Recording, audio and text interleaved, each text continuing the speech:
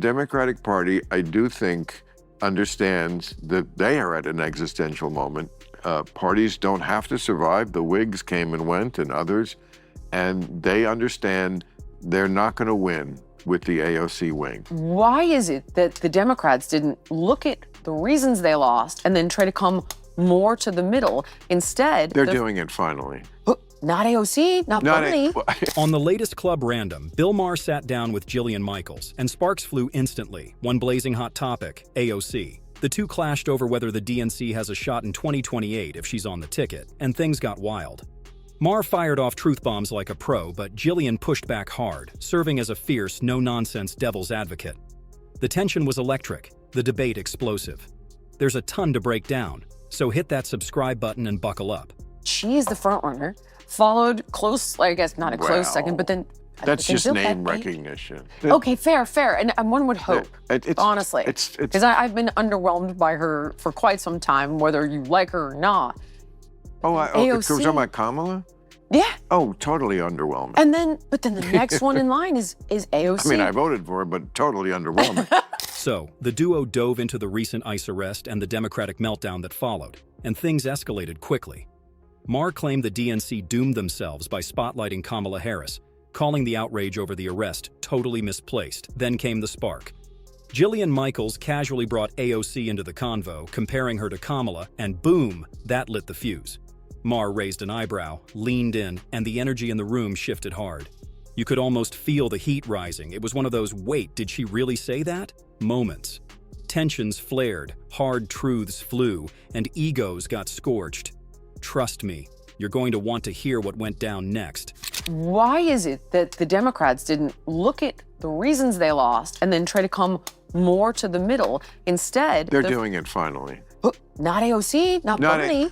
Now, we all know Jillian Michaels leans conservative, but this goes deeper than politics. You can actually see her pitying the Democrats because she knows, as I've been saying on this channel for months, they're on a slow, painful march toward extinction. And let's be real, it wouldn't be the first time a major American party collapsed under the weight of its own delusions. Michaels isn't mocking them. She's watching a ship go down while the crew insists it's smooth sailing.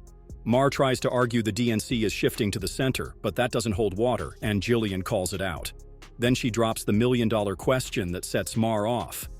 If Democrats are really moving to the center, why are they pushing AOC? His answer might just catch you off guard. Matt Taibbi, he can be so funny. I think it was him with the funniest line. He said, AOC is practically a police sketch drawing of what Americans don't want for president. Exactly. Jillian nailed it. The Democrats are still surfing the woke wave at full throttle. If they weren't, someone as unapologetically radical as AOC wouldn't even be in the conversation. Let's be real, AOC makes Kamala Harris look like a moderate.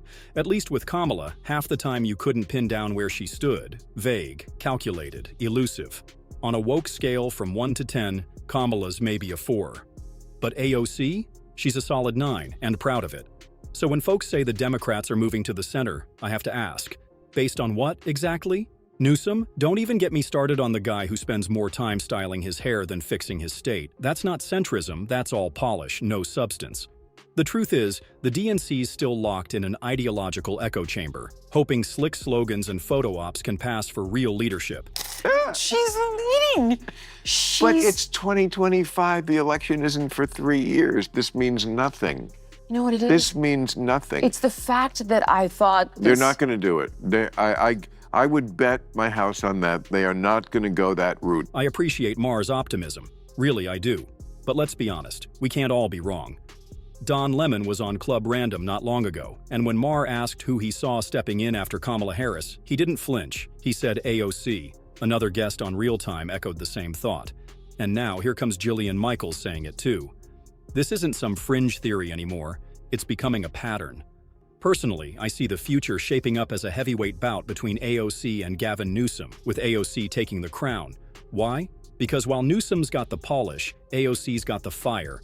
And let's not forget, no one gave Kamala Harris a shot either, yet somehow she led the DNC straight into the abyss. So if Maher's still expecting logic or tradition to guide the Democrats' next move, he better buckle up. The next shockwave is already on deck. The Democratic Party wants to survive. Every party does. As they say in Jurassic Park, life finds a way. I see it out here with the groundhogs in my lawn. I see it with And the Democrats. with the ducks. I have ducks, and they go in the pool, and I yell at them, and they get out. I think I've trained them now. Maher thinks an AOC ticket would be political suicide, and he's banking on the DNC being smart enough not to go there. But let's be real, Maher seems to be forgetting his own history with this party. If anything, they've made a habit of ignoring him. A few years back, he warned about Biden's declining mental acuity. Silence. They pressed forward anyway. 2 years ago, he called out Kamala Harris. Unelectable, uninspiring, unrelatable. Still, the DNC doubled down and pushed her into the spotlight, and now here we are again, with Maher hoping they'll finally listen when it comes to AOC. Really? The Democratic establishment has shown they'd rather be ideologically pure than strategically smart. So while Maher's argument makes sense on paper, history says otherwise. His warnings tend to get tossed aside like old headlines. If anything, his criticism might just boost AOC's stock with the DNC's activist core. Because when Maher says don't, they hear go for it. The Democratic Party, I do think, understands that they are at an existential moment. Parties don't have to survive. The Whigs came and went, and others, and they understand they're not going to win with the AOC wing. Interestingly enough, AOC's approval rating is at an all-time high, even edging out Donald Trump in some polls. That's no small thing. People aren't just supportive, they're captivated by the AOC brand. She's young, vibrant, unapologetically bold, and wears her working-class roots like armor. In a political age driven by relatability and social media swagger, that's pure gold. Is she the sharpest tool in the shed? Maybe not. But in today's political arena, brains aren't the ticket. Optics, energy, and story are. And AOC checks all three boxes with ease. Don Lemon and others have said it too. The DNC needs to stop overanalyzing and just give the people what they want. And right now, like it or not, a big slice of the Democratic base wants AOC. Whether that's good for the party's future is up for debate. But the momentum, that's very real and building fast. It's going to be a bitter pill for the Latinx, gluten-free, non-binary in the party, but they're just going to have to swallow hard at the end of the day. Yep, a vote for AOC is a vote for more wokeness, plain and simple. She's not hiding it, and her supporters wear it like a badge of honor. Let's be real. Rejecting her won't break America's heart. Sure, the far left will throw a fit, but most people are just tired. For nearly 8 years, we've been force-fed woke ideology, lectured, guilt-tripped, and shamed for not keeping up with an ever-moving line. The country's drained from identity politics, cancel culture, and the constant obsession with optics over outcomes. And that's where Trump, for better or worse, flipped the game. He cut through the noise, rewrote the rules, and reminded folks that common sense still matters. For millions sick of walking on eggshells, he was a breath of fresh air. So no, we're not looking to rewind the clock to more division dressed up as progress. We're hungry for clarity, guts, and real leadership. And AOC? She's not bringing that to the table. Even CNN sees it. That's why they've already predicted doom for the party. This is the generic ballot test. This is when you test people in a generic question. Of course, the House races aren't generic. There are 435 of them. What happens when you go race by race? What happens when you go race by race? Well, it's the same idea. Okay, House seat ratings with a GOP president, like back in 2005 and, of course, 2017. More net pickup seat chances. Well, last time around, look at that. Democrats were ahead by 33 seats. How about in 2005? Democrats were ahead by 7 seats. What's going on right now? It's actually Republicans. Actually, Republicans with more net pickup chances at plus 12, according to the Cook Political Report. So no, we're not wrong when we say the DNC is headed straight for disaster. Every political warning light is flashing red, the writing's on the wall, and even their most loyal allies are starting to look the other way. Just check the midterm projections. They're bleak.